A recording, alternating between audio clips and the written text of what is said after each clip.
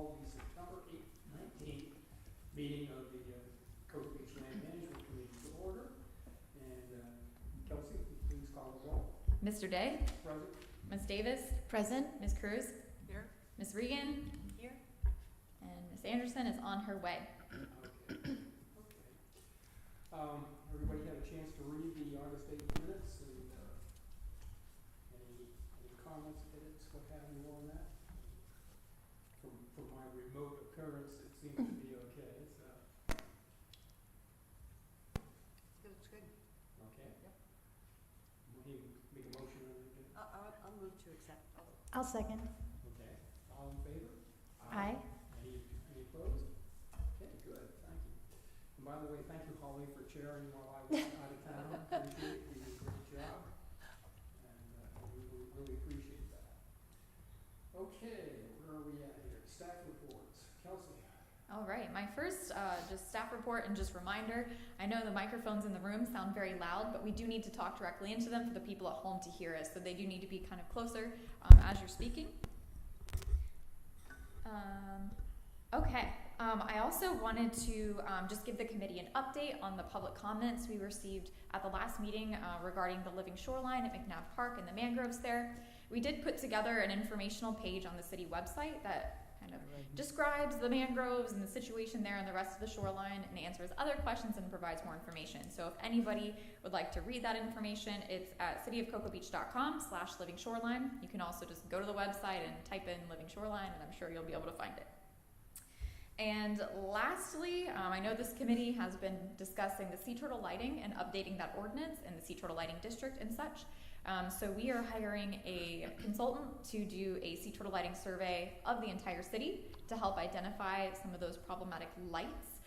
So, not just beachfront lights, but perhaps, other lights from businesses farther off the beach. If those are problematic, they'll identify those and create a report for us. That will be occurring this week. So just a friendly reminder, make sure those lights are still turned off if you're listening at home, because it is sea turtle nesting season and there will be a survey done this week. So hopefully we'll have a report for you all to review at the next meeting. Good. So can I ask a question?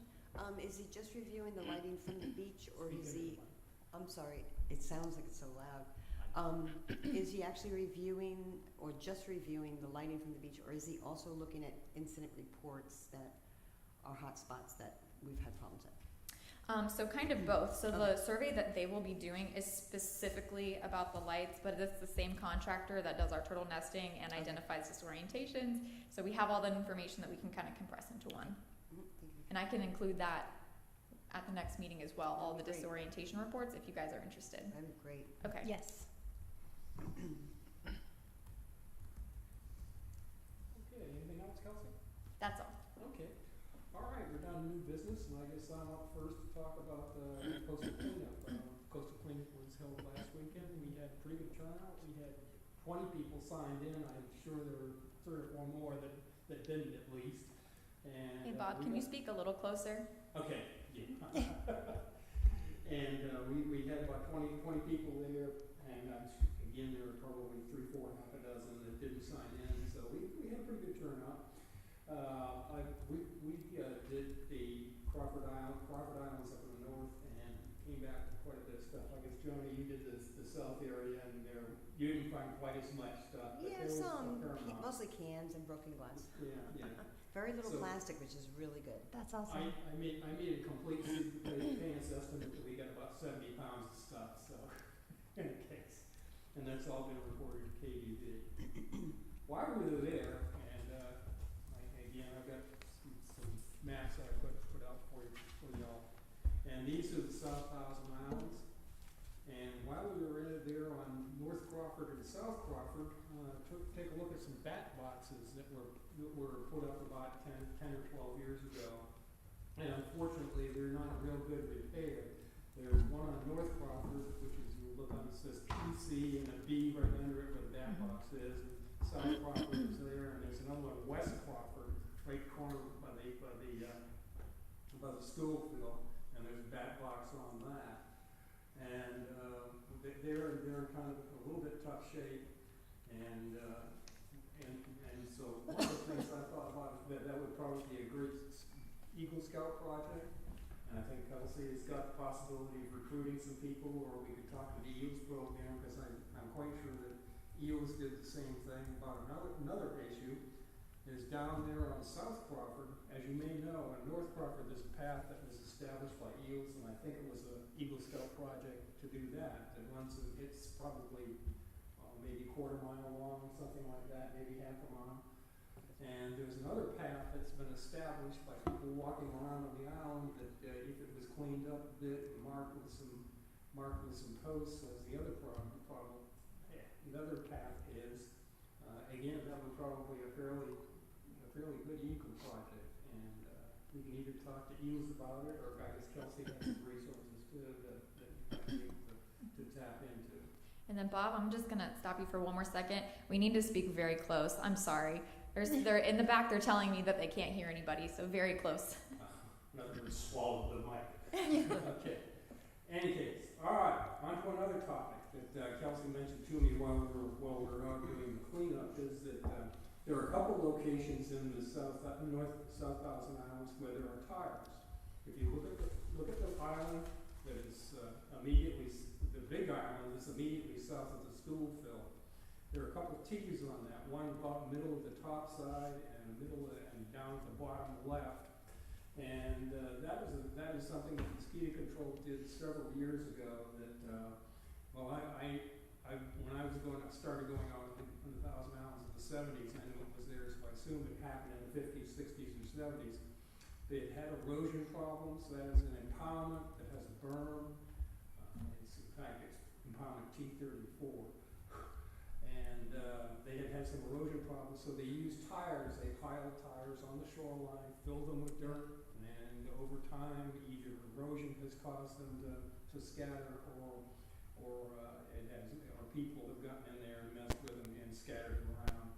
And I know in the past we've taken several out over the years, and there are still more out there. Unfortunately, again, they've been there for 50 years or better. They're full of sand. They're probably covered with barnacles and a whole bunch of other stuff.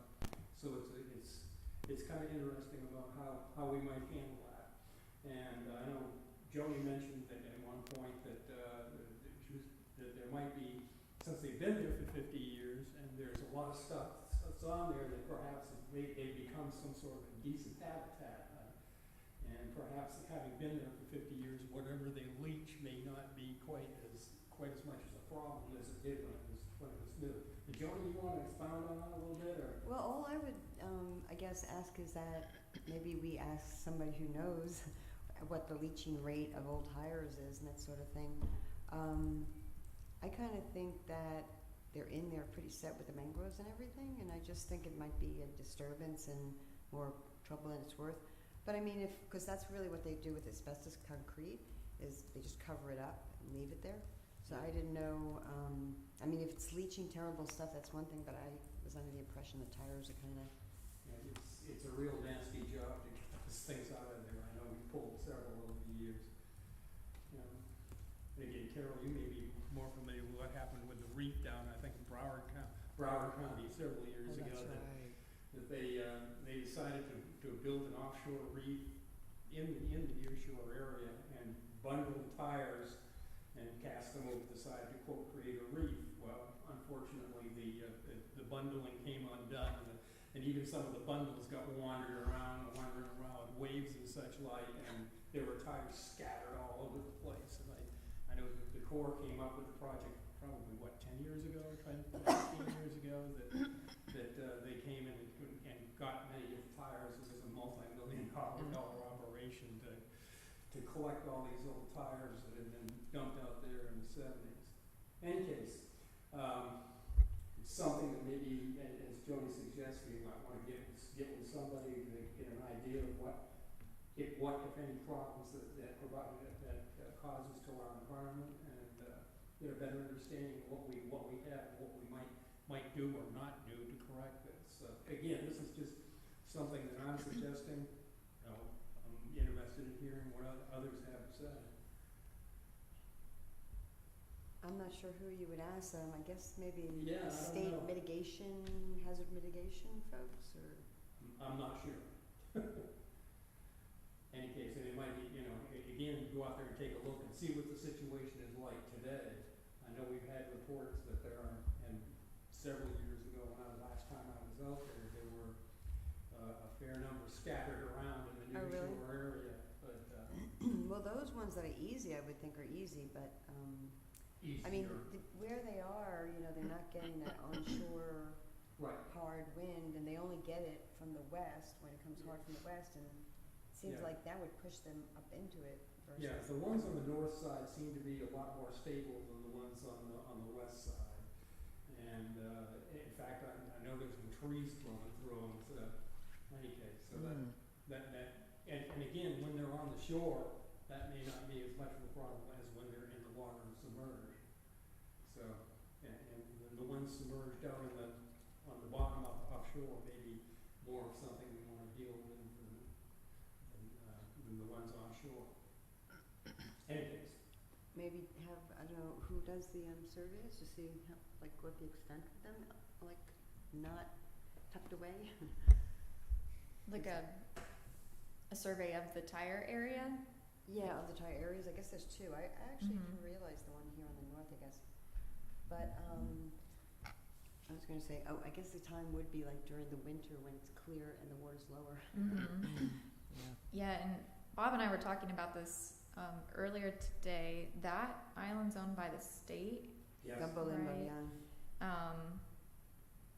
So any type of permitting might be yeah, interesting. yeah. difficult.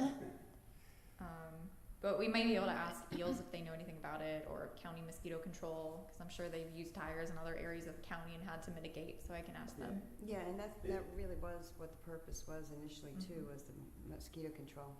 I know of one or two other areas that mosquito control did the same thing, and they're both up in the far north of Titusville, so, yeah, and as far as I know, I don't think they've done anything up there, but any case, I guess we need to, at least probably start, take a look and see what's out there, and then perhaps go a little bit further, and see what we think about that. Water is very, well, it's not super high, but it's not gonna get any lower probably until December maybe, Yeah. so. Yeah, the water's up a little bit. Yeah, okay, I think Kelsey said you'd heard about it, and some folks are out there doing, because the one there on the west side of that big island is at the base of the seagrass transect, so they're, in fact, the name of the transect is Tire City, so. Yes. And the folks are out there, I think quarterly out there doing, that was one of the longest seagrass transects a few years ago. Of course, now the landlocked seagrass is not doing as well as it was a few years back. Anyways, And kind of on that note, I did want to bring up that area, the Tire City Seagrass Transect, and other areas in the South Thousand Islands are being evaluated for seagrass restoration. So we may see that coming within the next year. That's great. Mm-hmm. good. All right. Okay, that's what I've got. Clam and oyster updates. Okay, so if any of you remember, we had a clam site in the North Thousand Islands just off Houseboat Cut. It was one of Brevard Zoo's 100 clam beds that they were testing throughout the county to see how restoration would perform in areas of the lagoon. Here in Cocoa Beach, we did not perform very well, and a reason for that possibly could be due to the salinity. Clams like it to be a little saltier, and here in Cocoa Beach with high populations, we have a lot of fresh water coming in through stormwater, so salinity may have been an issue. We went out and did a final monitoring last week, and the clams did not grow very much from the time that they were put in, and there were no clams alive. So that tells us, we don't need to, at this time, right now, waste our time and our efforts and our funding on clam restoration. So they'll be doing something similar with seagrass, testing seagrass in different areas of the lagoon. So perhaps that'll be something that works better for us here. Yeah, Bob, for a long time, and I guess now, we're considered a negative estuary because of the times of the year when we don't get a lot of rain and it goes much more salinity. And the way it happens is that, it's pretty much a saline environment, and then all of a sudden rain finally starts coming, and then it's just the opposite. So I mean, maybe it is the fluctuation. I think we should talk about some of that. Opening up the causeways would help with that too. When it rains, it all pours in. We're talking millions of gallons all at once. You know, it goes up like a bathtub because it can't get through that little boat opening. So it really, it really takes a while to filter out. Yeah, it's got a long residence time, so it takes a whole while for the water to exchange. Out of curiosity, Kelsey, did the clams do well anywhere where? Yeah, just preliminary results from what I've heard from the zoo is further south in the county it's been doing better. They haven't published like a report or anything on this, but when they do publish that, I'll definitely send it out to you guys. But from what I've heard, things in our area didn't perform very well. Because they had a huge project off of River Rocks there near Pinedo, am I correct? Like $500,000 or just a huge amount. So that's a big indicator there, but that's a totally different water system. Well, it's interesting because we had several shellfish areas in Brevard County. One of them was Mesquite Lagoon, one of them was around where the power plants is, and then there's the third one down south of Grant in that area still is a shellfish area. And at one point back in the 80s when we were having the clam bonanza, there was a big push to open up the Banana River as a shellfish area. Well, lo and behold, that finally happened, and the first day it was open, there were people and boats everywhere looking for clams, and they did not find very many. Nothing that would be commercially harvestable, let's put it that way. And after a day or two of being open, you seldom saw anybody clamming in the Banana River. And I think that shellfish area is still on the books and is still monitored occasionally, but as far as shellfish harvesting, it's not really viable. And why clams are not here, let's put it this way. There are some, but there are not that many. Yeah. From what I understand, they need more of a change in tide, so they need to be out of the water for a little bit of a period, so that they're not clams, but oysters do. Yeah. Okay. Well, Generally need a. The lagoon's a complicated system. Yeah. There are subtidal oysters here. Oh, absolutely. There definitely are. But with the clams, could be salinity, could be predation, could be they didn't like the sediment. There's tons of things that it could have been. But we'll look for the Brevard Zoo's report to kind of gather some conclusions based on other similar things that they've done. And there's some diseases that affect clams and oysters. Right. They don't make it the full threat to adulthood, essentially. And predators, right? I just want it to work. Yeah, I want it to work too. But just on the next note, we are doing an oyster project as well. So the Brevard Zoo's done their oyster gardening program all across the county for a while. So we have some data from that oysters can survive in the Banana River and specifically in Cocoa Beach canals. So the McNabb Park Living Shoreline will get live oysters very, very soon. Likely the middle of October is when the first baby oysters will arrive on site. The adult oysters are already there. We'll monitor those to see how they're adjusting to the area, and hopefully oysters will do better for us here than clams. But I will keep you updated. Kelsey, are there any other areas slated for like a phase 2, 3 project? Possibly. So we're waiting to see how this first one goes because, like the clams, if it doesn't work out, Right. we might need to reevaluate so that, efforts and money can be focused other places where it might be more successful. So we're waiting to see how this one goes, and then we'll see after that. Thanks. Okay. All right. Maritime Hammock Preserve, vegetation harvesting. Yes. So you all are familiar. We have a vegetation harvesting grant through the Save Our Indian River Lagoon program. Harvesting begins tomorrow.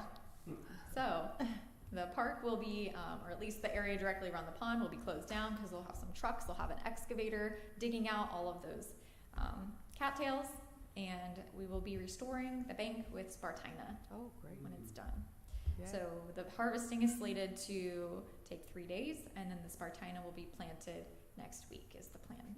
And the little fire bush and the oak are doing beautiful. There are no Virginia creepers on them. Good. They are Great.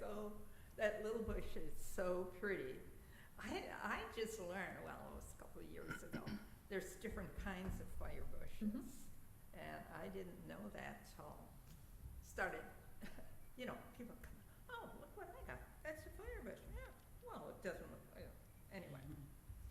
It sure is pretty. Yeah, they're all taken off pretty well in there. It looks like a foliage, more so than the others. Okay, volunteer work day. How are we gonna work on that? What are we planning on that? So I wanted to bring this up because the volunteer work days at the Maritime Hammock are a requirement of our stormwater and PDS permit.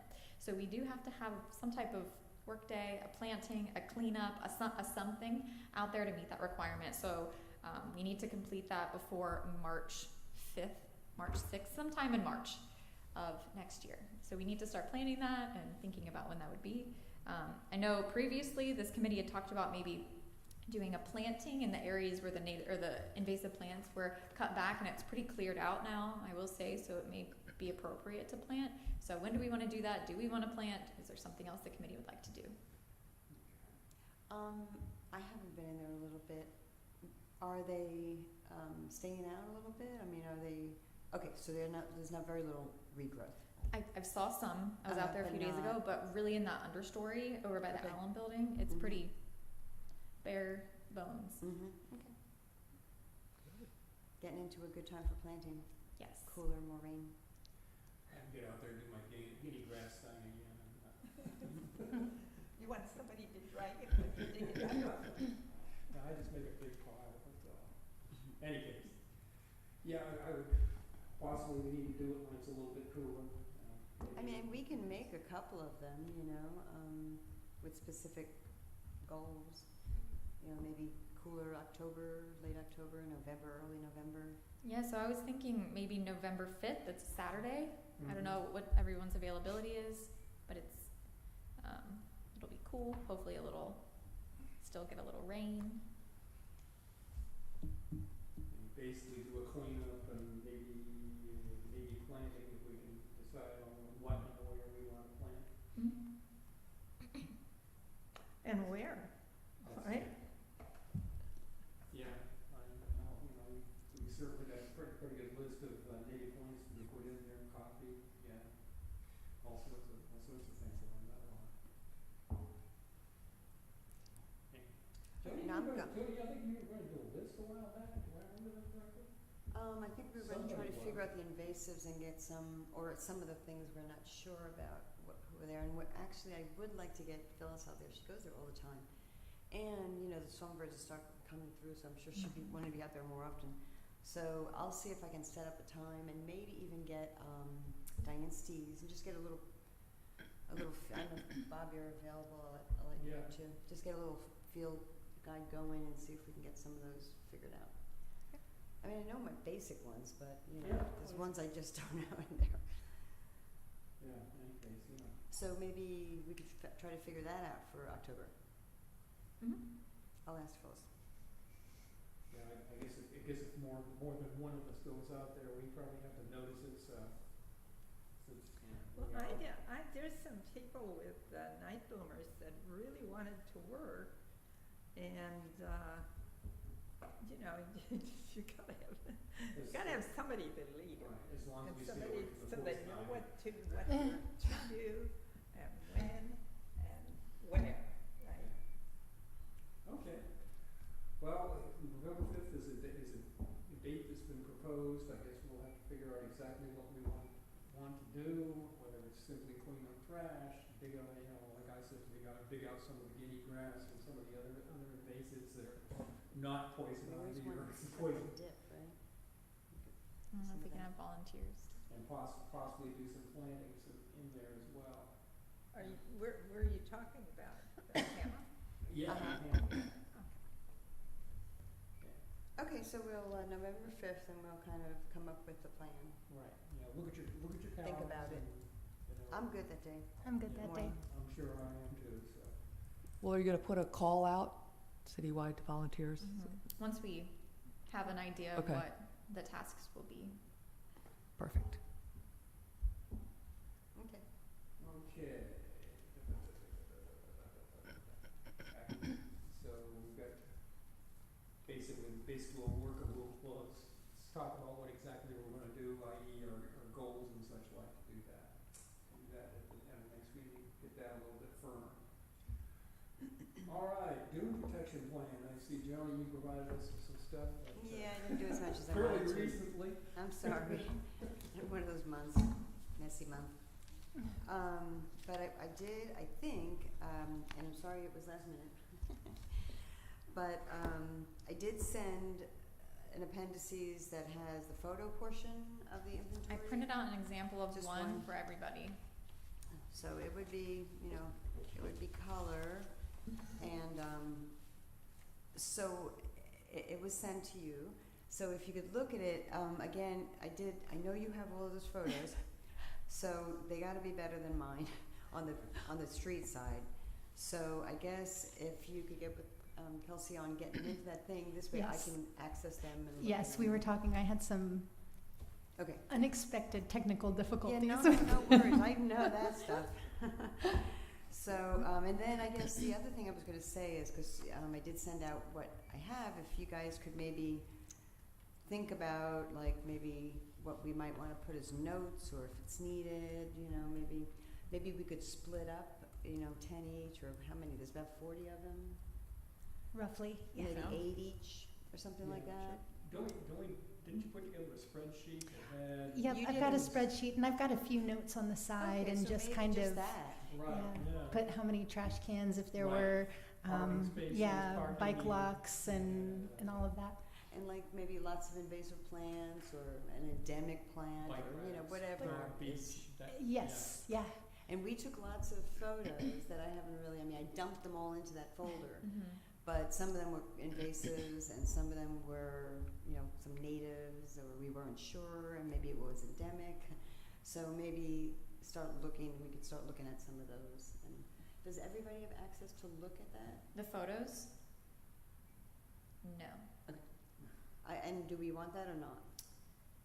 I mean, just the committee, not the public. but- Yeah, I think looking at the photos is fine, because it will save our email server quite a load to have them in the folder, so I'll send it the file path. Okay, and then the other thing, and I don't know if we can incorporate it into the same shared Google folder, but if we could have like a document sharing space where the newest version can be put Mhm. on in both, well, probably just PDF, because like when you sent me back the review comments, everything just kind of went, Yeah. so that sometimes it's confusing. Yeah. Like, but, so I think sticking with a PDF maybe is good at this point, because it was trying to figure out how it turned around. But just to get all of the appendices in there, so when we start really looking at them and cleaning them up, and staff reviewing them, they're all in there and that sort of thing. Did you ever get, I tried to share on Google Files, shared some files with you that had a bunch of photos, some of them were maybe 10 years old, others were maybe a I couple think years. it didn't work for me. Okay. I think that's what happened. And I think you said it didn't work for you either, I think, right, or not? Was it a couple months ago? Yeah. I'm Okay. also having trouble with so many emails that I have to search so specifically to get the one I'm thinking of. Luckily, that folder one, keeps coming up easy with the link, but, like some of the things, like, it's hard finding once they're sent. There's so many threads, you don't know if it's a new thread or an old thread. But anyway, I think a document folder would help a little bit with that, so Okay. everything's in it. You know, Yep. worst comes If it's to worst, easy I'll enough. put them on a thumb drive and physically have that. Yeah, but that is so easy if we can get that. It really, it's And- just so and clear. as I think I said before, I've got some old photos from the old '84 storm that really had some erosion problems, and shows the beach as it used to be before the renourishment project. But I'll have to, they're all slides, so they have to, if I find some good ones, they'd have to be seen. But I assume somebody somewhere has a slide scanner, so.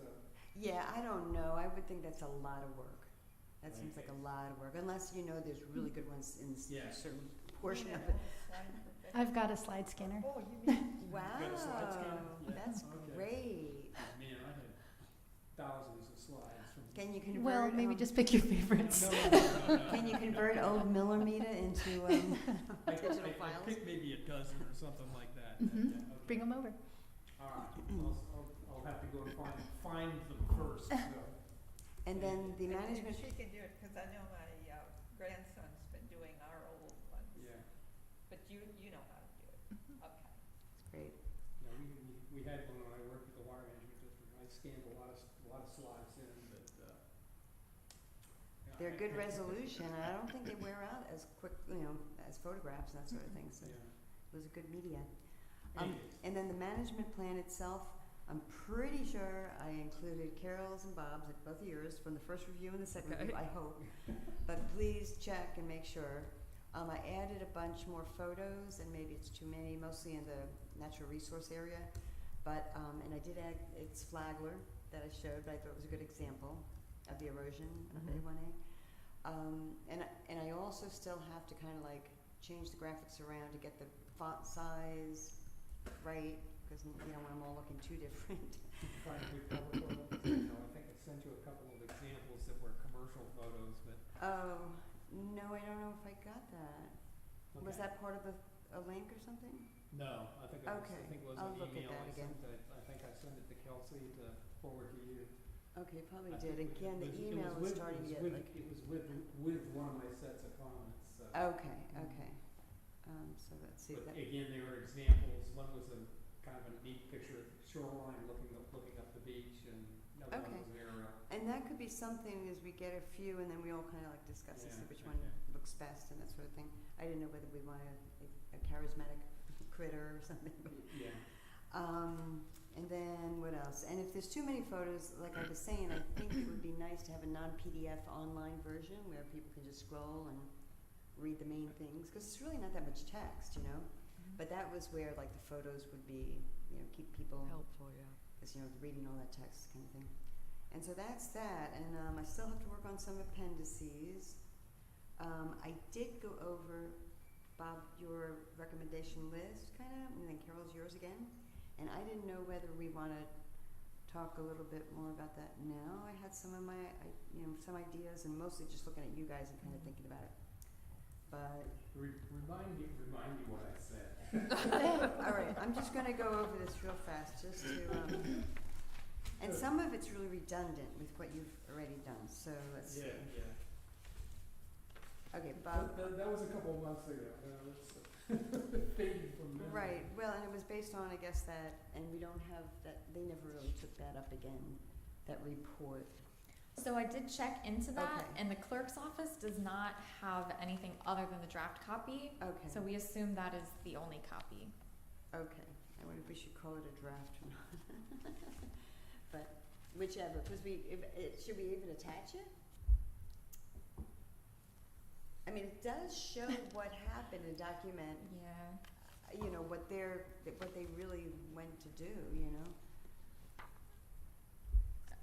I think it has good public input, that, It's like a list more yes, than. that, Mhm. yeah. Okay, because I think I call it community conversations. Mm-hmm. So I think that's what it called itself, so. Okay, let me see, what should I go first? So, okay. Carol, you had mentioned about, I really agree, I'm gonna start with yours. I agree with everything you have in here. I think it's really good. So your first one, ensure there are sufficient trash receptacles that are public, and I said maybe get reports from staff about worst areas, or is it all over the city? I mean, I know I don't see every single access on every single weekend to see what it looks like, but I know some of them are really bad, where it's just piles. Yeah. So I didn't know whether they already have that, if that's what, I know I always say, we hate when our advisory reports put more work on staff, that kind of We thing. can but- ask staff, KBB might also have some input, but I know the trash cans were strategically placed where trash Okay. was an issue, so there's no Okay. trash cans like south of First Street, south. Okay, right, I know that, yeah. Mhm. So it's the highly used Yeah. areas, yeah. Because, they are really bad, on the weekends. So I don't really know how big of do we really want so much trash? So that's where I was starting to think that public campaign, like going into that whole public campaign, that your second part is about stewardship, and I agree with everything you say there.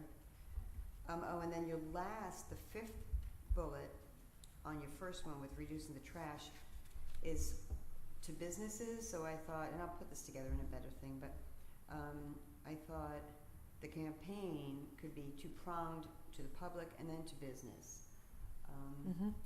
And then I said, let's see, because I like the whole, you mentioned these packet, you know, where do you put that packet? I guess that's, a lot of them are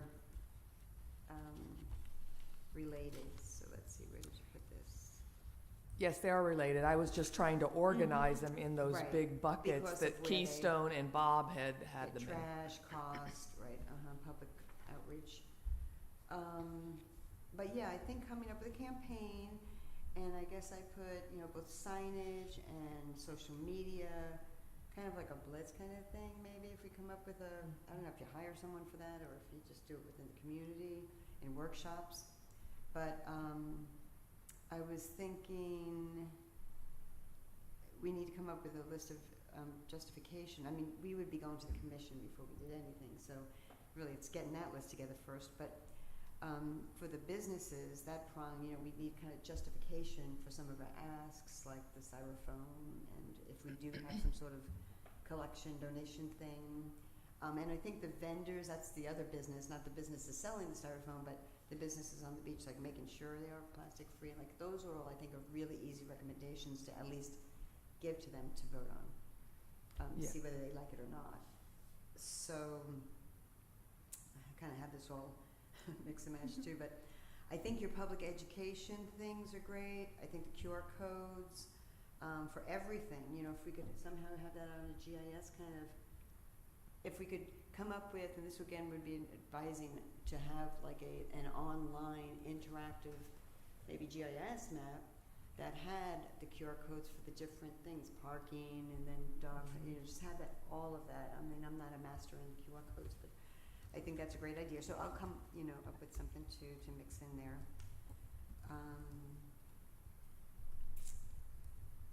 And the consistency, and I think having partners, like at least with the county and the Cape Canaveral, would be really important. Really. Important, you know, the port to Patrick. And that kind of pulls it all in together. I really think that the parking fees would be a really good way to maybe do the whole cost thing. I always thought we shouldn't have 2. I thought we should have 4 because of the impact. I mean, locals are less likely in general to be leaving stuff and cause more burden on the city for trash and public safety and everything else. And then the day trip is more, you know, coming and bringing all their stuff and then maybe not wanting to bring it all back and that sort of thing. So I think that the 4 tiers should be like residents, and then 32931, because they come up from either side of the county and go to the restaurants and buy our stuff at the stores and all of that. And then Brevard County, and I think these are all kind of easy tiers to read out with the computer.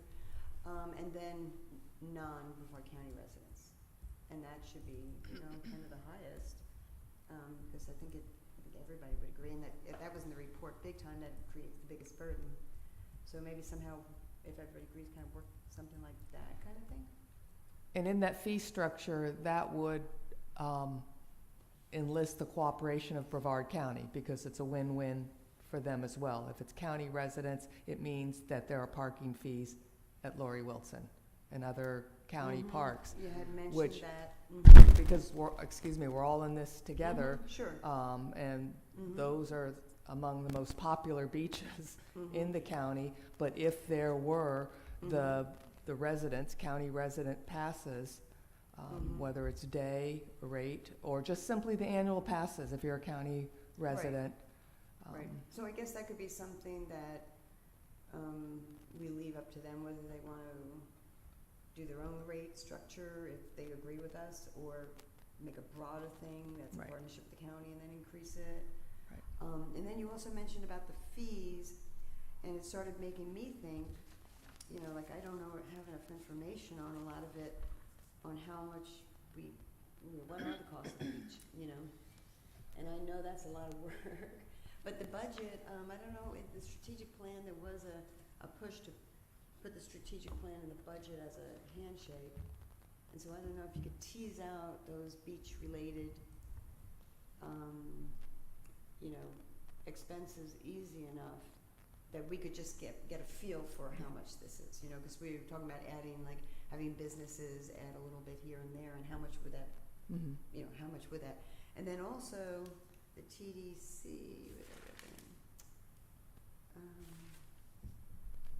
how much do we get from the TDC? And what is it for? How much does all of the parking go to beach? And those kind of things. And I can make a list of that sort of thing, but you know, without creating too much work, trying to figure out what are the expenses and where are our revenues that cover the stuff, you know? Can you, with the TDC, is that, are you referring to parking? No, the TDC, the amount we get back from the hotel tax. And what do we spend that on? Okay. I'm not sure if any of it's directly given to the city. I can verify. I know that there's continuing contracts. They pay for a portion of KBB to clean our beaches. Again, you know, the thing is if we don't really know, we're kind of shooting in the dark Yeah. when we start coming up with these wants and asks, and we don't really know how much money we have to begin with. But We can verify that, yeah.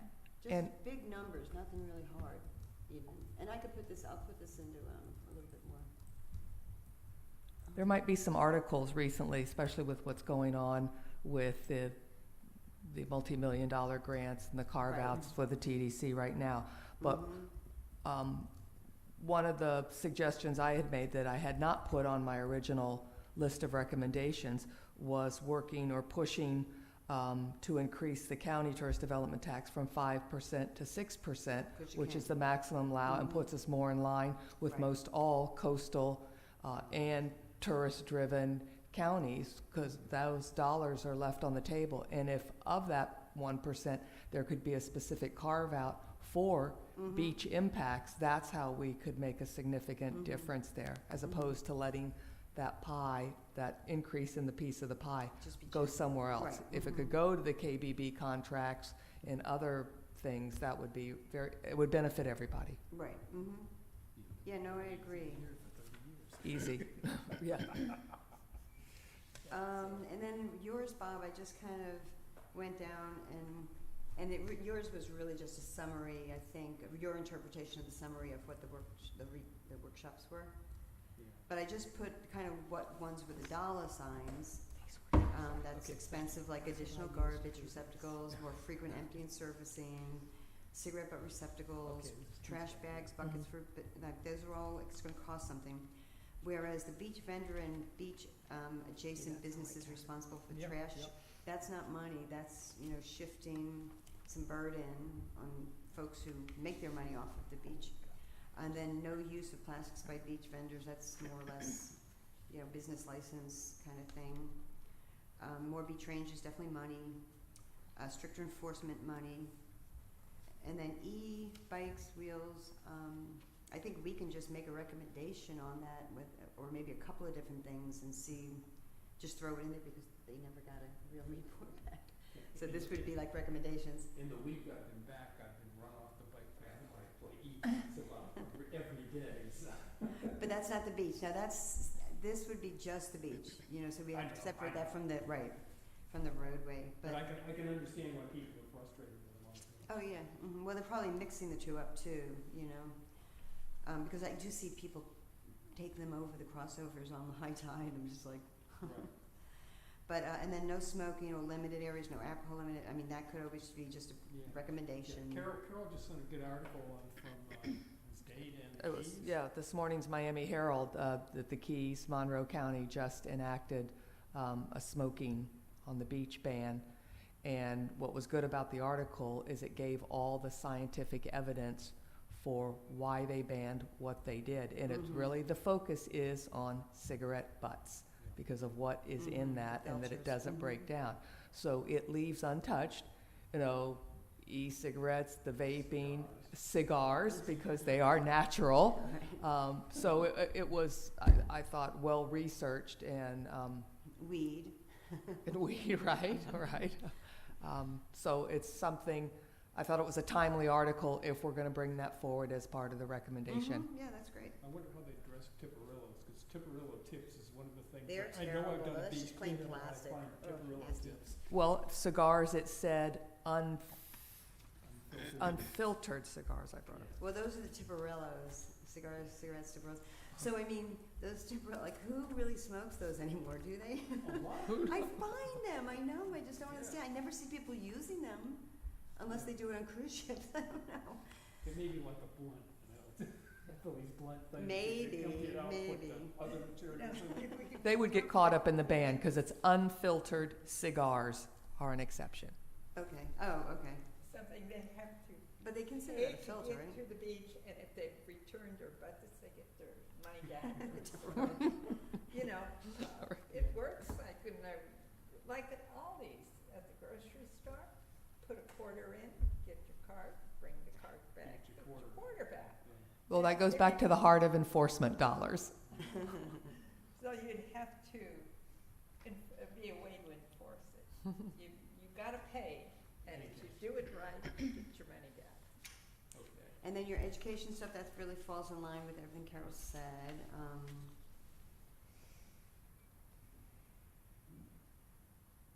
Oh, and then talking about all the, I mean, I agree so much with the getting rid of a lot of the different signage. I mean, you have to have the ones that are required, but there's so many different ones out there. Every beach has it, Yeah. every access has different. And I don't mean that every access should look exactly the same, and some accesses people like adopt them and put little cute little things, and I don't think we should get rid of that. But just, there's so many, and some of them bleached, and they're crooked, and they're rusted, and so I think having and doing that with the county, and Cape can have what they Yes. want to, could reduce costs and everything. Well, I know at the end of Minutemen, there's one sign, it's a fairly large sign with a whole list of stuff, whereas in most of the other beach ends, there We'll are have several. a dozen different signs that I will be And the Minutemen's first a to say, little I walk by different. and don't look or read. Right, And it's not nobody aesthetically looks at it. pleasing at all. It's not aesthetically pleasing. It's a little bit better than it did like 25, 30 years ago, but it's still, it's like an eye clutter. Nobody even knows what this says. And some of them, and the messaging could be different. I don't even know. Yeah. So I think that's all good. And then same thing, having a website that's interactive, maybe with information. Vendors, banning. I mean, I think we should be tough on this. I think we should like be bold. And then if they don't want to do it, that's fine, but maybe plastic styrofoam. I know we can't ban it, but coming up with a good strategy. And maybe that's the business prong of the campaign, so that it's kind of not shaming, but you know, something. One of the things we talked about at sustainability last week was that apparently in the Atlantic has a you know, an ordinance requiring that the people not use plastic and styrofoam, what have you. Do they pass it before the state? I don't know. We're looking into it. It's at city-sponsored events, so it's not directly on the okay. beach, but it would be at. I think that's different. Think That's Mhm. the ban doesn't apply to that. Okay. And I think that's the same with Satellite Beach too. Well, in Satellite Beach, I think they're trying to do the zero plastic at city facilities. Yeah. So they- We were thinking that might be what it is. If it's on city property or a city event, then they can Yeah, it's not a general. require either not having it or whatever. And then bonfire permitting, I thought maybe, I was wondering whether you think some of the permits that have to do with the beach should be in as an appendice. I don't know, like the vendor permit application or the special permit, a special events permit application. I don't know if there's any others. I really don't know. Something to think about. But again, I'll write this up and I'll stick it out there. But that's all I have, I think. For the permits, maybe not the full application, but maybe a reference to them, because I know they're adaptive. If they recognize Right. that there's something that needs to be included, they'll add that. Oh, okay, okay. Mhm. Yeah, I meant the basic form, but maybe it's not necessary, because really only vendors need to know that, I guess. But it keeps people knowing what to Mhm. expect when you have all these complaints about vendors. Yeah, I think, so I know that the special events permit is actually being updated right now. Okay. We're getting a permit for work in the dunes. That's awesome. Good. It's gonna be on the same platform as Okay, for condos. the and building stuff like that? permits. Great. Mhm. Yeah, so there'll be that one, but I think maybe just referring to that, and then on the city website, there'll be places to click and find that information. So maybe just referencing back there. Okay, I'm thinking maybe it's not a bad idea, because this way, it's just back there if people want to look at it. And whatever we give to people, you know, it'll just show that, and that could easily be switched in and out as they change them too, over time. Yeah, or just put a disclaimer that says this Like was current changes. as of 2022. And I think that's it. Well, I think we we need to go and look at your current version, Right. and, that's our homework, and Okay. Yeah. get back with Kelsey or. And, you know, I I might think- send something out, you know, suggesting that maybe we take a portion of the, I know though, Holly, you have a lot of that stuff, so maybe we shouldn't do that yet. It's already there. A lot of the amenities and all of that stuff written out. Right. Yeah, Mhm. yeah, it's all on that spreadsheet. Okay. So, but, I just had some a thought and some comments about making the recommendations. Personally, and I'm really saying this for if anybody's listening at home, I feel like we need more input from residents in the community. I balk a little bit with basing everything off of the Keystone report because my allergies.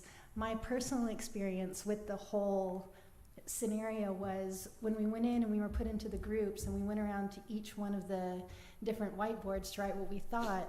The people in my group didn't know what the issues were. They were just kind of shooting from the hip on a broad topic. So whether it was a broad topic of dogs on the beach or drinking on the beach, or they didn't have a good idea of our history and what the actual issues are. So I'm just very concerned. I don't want us, I don't like to make recommendations feeling like I'm in an echo chamber. So I love all of the recommendations that have been put on the sheets, but I want to make sure that we're doing what residents want. So I don't know. I'm just kind of And maybe what we should do is before bringing it to the commission officially, maybe, I don't know, I hate to say workshop because everybody hates workshops. Well, even if it's not, my mind goes to, a foundational thing, and maybe it's above the committee to talk about it, or if you guys have input on who we can talk to, but there are so many different committees and boards and groups that are having input in this. If we could somehow organize maybe every 2 months or quarterly one representative from each to come together and kind of just make it a little bit more bite-sized so that residents can just get the cliff notes of what's going on, because I feel like there's been a little bit of upset, it seems like, over the last couple of months that I've noticed, because people don't feel like they've known what's going on with a lot of the things around town, whether it's their road's going to be remilled, or they're upset about the mangroves growing in the park, or where these things, we've talked about them publicly, and if you know to come to the meetings, or if you have time for the meetings, then you have the opportunity for input. But it's hard to know, even myself as a resident, when all of those things are going on. So it's always kind of been that way for my. I know, and it's only a small town, but it's still, we're a busy small town. Yeah. And so things are just, I can't tell you how many decades people have been coming in saying, I had no idea that was going to happen, Yeah. So, well, so the it's nice kind thing of, about the Keystone, that whole thing with the Keystone report and the workshop, was seeing how many people are interested.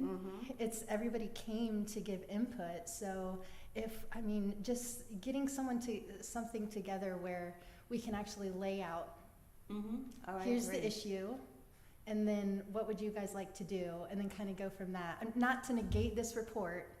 I think every time we kind of bring it up, I balk at it a little bit, just because I would say that at that, we were randomly put in these random groups, and then whoever was kind of the most audio out of the group, and their pet peeve things, and then other people felt like they either said nothing or they had to come up with something to say. Right. So it was like they were just saying all kinds of things. Yeah. Just make a big list, Yeah. There were themes, like overwhelming themes, where the beach rangers and things like that, that, for sure everybody kind of went down the same road on, but I wish that we had more community input. One way you could is groups. There are groups that get together, Yeah. They've got over 50, have somebody ask them or discuss it Yeah. and come back with, So- appoint somebody. Yeah. to gather information from, quote, their group, too. So Holly, I attended both of those as well, and it's funny, I did not have that perspective. My previous employee had been to many public workshops and forums to get community input, and I thought it was pretty well attended overall, and I thought it was in a format that didn't intimidate people, that was very informal, so that people felt, my sense was that they felt comfortable in blurting out something, and everything, there was no judgment, things got added to the list, no matter how redundant or That's they true. were all over. Could we, in order to perhaps get additional public input at whatever juncture that the city says we should get input on recommendations, is taking sort of that approach with a public comment period, so that the Yeah, I think recommendations that's a go great up, and it ties to the Keystone in that it shows that there was a series of public input forums that sort of informed a lot of the broad issues, and that in concert with feedback on the plan, just all the needs there, and then there's a public comment period on here are draft recommendations, and maybe it's the plan and everything, and that gets advertised, whether it's through the website, the Facebook and everything, and then people can have a way to add their comments there, and then they're not intimidated or necessarily influenced by Right. the group they might have been, Right. put in. But- I but just they want have a everyone educated question. on the issue. When they ask a question, they like an answer, when you have a group. Right, I was just thinking this is the public comment period on recommendations. Yes, it can be drawn out and have 30 more and more days. meetings, but yeah. Yeah, well, what we did with the management plan, what was required for the management plan for the North House members, when we did that 10 years ago, was that we had required to have a public meeting, we got written comments, and when those written comments were, there was a reply to them if there were, if there was something or other that was either off the beam a little bit, or somebody had a question, that it was answered in the document that was available for, Yeah. like, for the public to And see. there was another thing we did. And then we did the survey. I was We gonna did- say that survey got a really good That was response. splendid. Right. It got a We did huge sur- response. Survey on use of the $1,000. And basically, we took things like this, like it was right, use of $1,000, and Melissa did it, and it was really, really done well. So that when you came back, you knew exactly Right. what, and then you had whether you were a resident or a non-resident, so it was really split up, kind of. Like everything else, we got some snarky comments, but we also Not many. Always. But we also got some good ones that came back and made had some people that thought about it and made some good recommendations. So. Yeah, I remember, that worked out real And, well. and we had actually a pretty good response on that. Most of your surveys are around That'd be great. 5 or 10%. Mhm. This one was 25, 30, something like that. So maybe what we could do is, like, once we figure out what we're gonna concentrate on, maybe we could come up with somewhat of a survey and get with maybe whoever does those these days, Yeah. and then also have a maybe a little workshop thing, but then have a public comment period after Mhm. that, Right. Yeah, with a all date that sounds certain good. kind of thing. Yeah, both of those worked really well, so. Yeah, that was And, a really and good. as always, there's some people that are not happy with it, so. That will always be so. There's always somebody that feels that they're being. Maybe this time there'll be nobody unhappy. So that was my only, Mhm. y- I agree. thing It was- as far as when it comes to the recommendations. I just want to make sure we're, As again, I'm broad. talking to everybody at home, all 3 of you listening right now. Please come in and talk to us. No, that's part of the outreach part, is what we're talking about, so it's like, it's the pre-outreach. It's like the city of Sebastian, if you've ever gone down there and seen their welcome to the city sign, it says so and so many people and 7 old grouches. Yeah. So. Yeah. Any case, I think we have more than 7 grouches, but anyway. All right, anything else on this? Because again, we've got our homework, we've got some, we have some thoughts about how to deal with the issues Holly raised.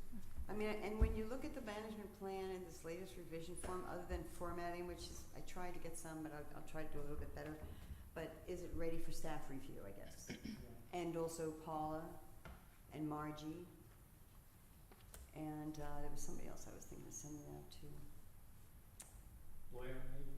Who? Blair Williams, yeah. Yeah, I don't know if that's too much work for him. He's such a busy guy, but maybe. I could always send it Yeah. and see what happens. Any case, so, again, we need to, what was sent out to this evening, we need to look at it, go through it, make sure you're okay with it. If you've got some suggestions, get them to Kelsey, we'll get them to Johnny, so, since we can't talk to each other about this outside of this meeting. So, again, I think we're well on our way, and slowly but surely, we're going to get this wrapped up. Of course, remember that since the North Thousand Island plan is at its 10-year date, that we're going to have to revise that. In the my next year or mind, so. I honestly think we should almost copy and paste except for the parts that need to be changed. Yeah, Because this way they it's a new fit like a format. glove.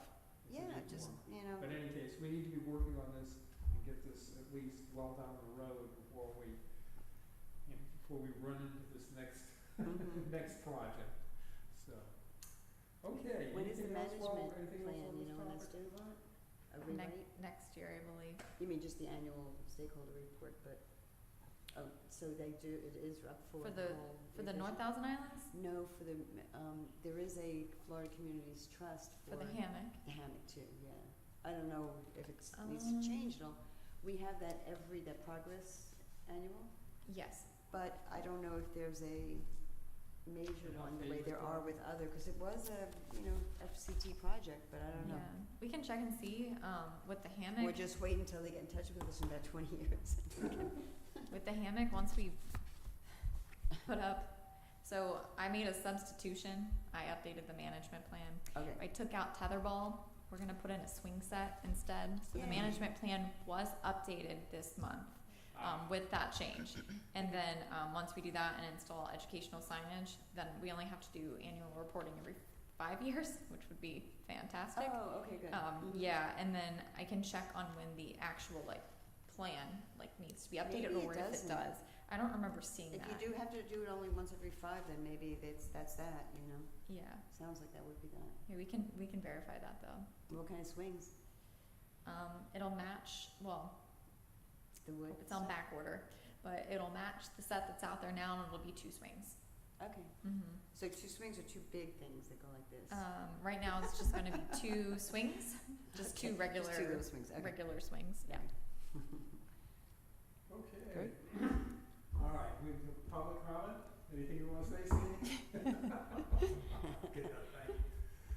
All right, committee member announcements. Well, one of the things Kelsey did mention is that on October 6th, we're going to have a day in life again, which is at the high school. I know Joni and I and Kelsey and have got involved with it last year, or not last year. It was last year. Was it last year? Okay, in any case. And we'll be doing this again on October 6th at the high school. And if there are people who wish to volunteer or want help, that would be great. I believe, from what I understand, that the number of kids that we'll have be a little less than last year. I think we had, every kid in the high school It's like plus 600-700, I think. plus some from Roosevelt. So, and I think it's gotten down to basically just the biology students classes. Just I think it's 2 or 3 teachers. It's Yeah. not all of them that are participating this year. Yeah, it will be somewhat less challenging, shall I say. And that's coming up on October 6th. Generally, we've gotten up to high school by 8 o'clock and have to be done by 2:30, 3 o'clock at the latest. So, again, we'll be doing that again next year and this year. And if you're interested in volunteering, I'm sure either Kelsey or myself can put you in touch with the high school folks and get you involved with that. One thing I didn't mention when I was talking about the coastal cleanup is I need to thank Kelsey and the city for providing the city boat, KDB for all their stuff, and Finex provided the kayaks for the And Space Coast Surf Rider definitely had a and presence there too. riders Mhm. involved. One thing may be interesting, that I understand that Jeremy is gonna be selling kayaks, so, we'll hopefully whoever picks it up will provide us with kayaks for the next trash bash coming up in the spring, so, any case. Anybody else have anything to offer? Okay, well, let's see, we have another meeting scheduled for October 10th, at which time we will dive into the dune protection plan again and maybe find a little bit more about some of our tires out in the wild, and we'll go forward from there. All right, I guess we can be adjourned. Thank you. Gavel, you. gavel.